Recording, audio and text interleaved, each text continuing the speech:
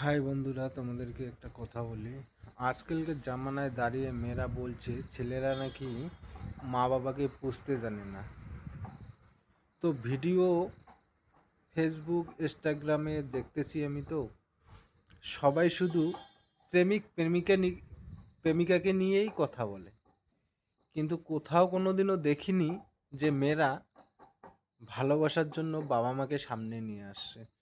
শুধু বলছে Facebook, Instagram, ইউটিউবের মধ্যে যে তোমার জন্য আমি অপেক্ষা করতেছি, তুমি অপেক্ষা করতে পাও না, আর তোমাকে এতটাই ভালোবাসি আমার জীবনের থেকেও বেশি। কিন্তু ছেলেরা খারাপ হয় কার জন্য বলো তো? মেয়েদের জন্যই খারাপ হয়। তারা বাবা মাকে চিনতে পারে না, এটাই কিন্তু বাস্তব। একটা মেয়ের প্রেমে অন্ধ হয়ে নিজের বাবা মাকে ভুলে গিয়ে একটা মেয়ের সুখের জন্য তার পিছনে ছুটে যায়। কিন্তু সেই মেয়েরাই আবার ভিডিওতে পোস্ট করতেছে ছেলেরা এখন বাবা মাকে দেখছে না, যদি আমি ছেলে হইতাম তাহলে বাবা মাকে কী করে রাখতে হয় সেটাই দেখতাম। আগে বোনরা, ভাই বোনরা, আগে ছেলেদের জায়গায় এসে দেখো কষ্ট কতটা, আর কষ্ট কাকে বলে। তখন বুঝবা যে মাকে চুজ করব, বাবা মাকে চুজ করব, না আমার স্ত্রীকে।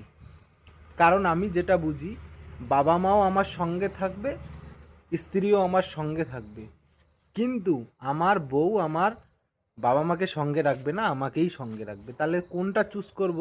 তো গাইস, তোমাদের কাছেই আমার প্রশ্নটা রইল, কমেন্ট বক্সে জানিয়ে দিও, ঠিক আছে? তো ভালোবাসা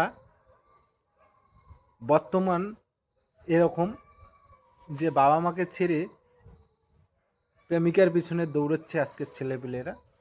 তো দেখবা একদিন হলো তারা পস্তাবে যে বাবা মা কোথায় ছিল আর আজকে আমি কোথায়, আর আমি যাকে ভালোবাসি সে আজকে কোথায়। কেননা ইউটিউব, ইনস্টাগ্রাম, ফেসবুক তুমি দৌড়াচ্ছ না, কিন্তু তোমার স্ত্রী দৌড়াচ্ছে।